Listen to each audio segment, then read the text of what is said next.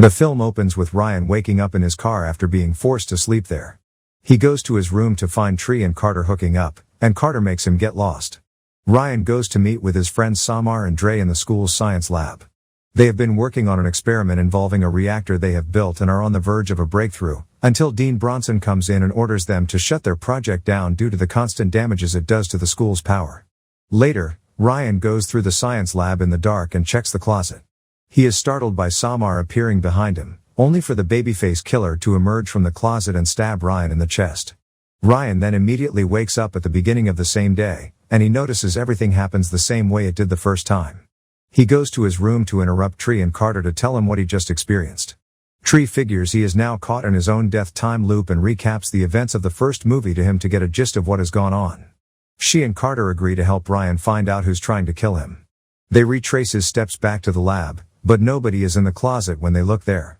When Ryan shows Tree and Carter the reactor, she realizes Ryan was the one who created the time loop that caused her to keep repeating Monday the 18th. Tree and Carter are at a pep rally when a fire alarm goes off. As the students are being escorted out, Ryan spots Babyface staring right at him and starts to run in the opposite direction, with Babyface following closely. He catches up to Ryan, but Tree knocks him out with a bat. They take off his mask and are shocked to find that the killer is none other than Ryan. Actually, it's Ryan from an alternate timeline. He has come to kill the Ryan from this timeline to prevent him from creating a catastrophic event with the reactor. Ryan 1 goes to activate the reactor to try and fix the timelines, just as Bronson arrives to try and stop them. Ryan 2 attempts to destroy the reactor, but it goes off and causes a crazy blast that knocks everyone back. Tree wakes up in Carter's room. He repeats the same things to her that he said every time she woke up on her birthday. She hears her birthday ringtone and realizes she has once again found herself waking up on Monday the 18th.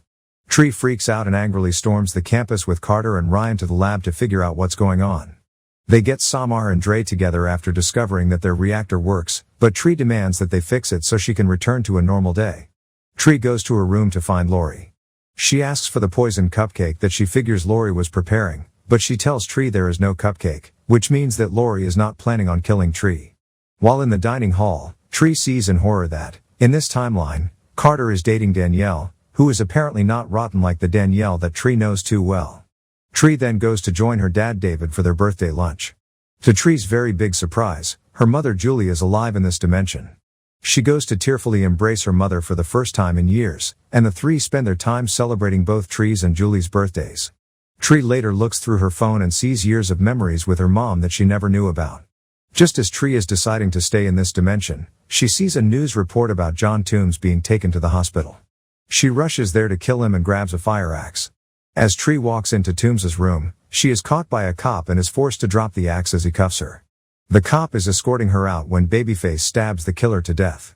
She still thinks it's Lori until Lori turns up in the elevator behind her and grabs Tree to safety. Lori takes her through an area that's under construction, but Babyface gets them there and stabs Lori in the chest, killing her. He then chases Tree up the stairs, but she manages to trip him down. He gets up quickly and catches Tree on the roof. She loses her balance and falls to her death. Tree wakes up on the same day again and sees she is still in the alternate dimension. She goes with Ryan to the lab to explain to him and Samar and Dre again so that they can close both time loops. However, finding the right algorithm to get the reactor running again involves Tree having to die multiple times until she can memorize the right information that will give them the algorithm. Tree then goes through a suicide montage, with deaths such as electrocuting herself in the tub, drinking drain cleaner, diving into a wood chipper, skydiving in her underwear with no parachute, while flipping the bird and deliberately landing in front of Carter and Danielle, and also jumping to her death. However, when she wakes up again, the added trauma from her constant dying continues to take its toll on her, and she collapses in Carter's arms before he takes her to the hospital. Tree is met by Gregory, who doesn't know who Tree is since he is not her student, and it is also Lori with whom he is having an affair. Tree tells him to go get Lori away from Toombs, as she is escorting him to the operating room. Tree runs out and knocks the cop out to take his gun. When she gets to the OR, Lori is already dead. Toombs appears behind Tree, but she shoots him twice. She asks who freed him, right before Babyface appears and tries to grab the gun out of Tree's hand.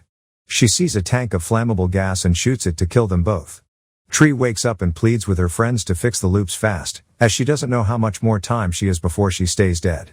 Carter follows her on the way out, and she tells him that they are together in the other timeline, and that's why it's hard for her to make a choice between him and her mom. Carter tries to tell Tree that she is living someone else's life and that she should not stay in the past. Tree leaves, goes to meet with her parents for lunch and starts to feel pain again.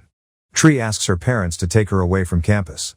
As they drive, Julie mentions eating a treat with Tree for their birthdays, but Tree realizes what Carter meant, as these memories are not her own.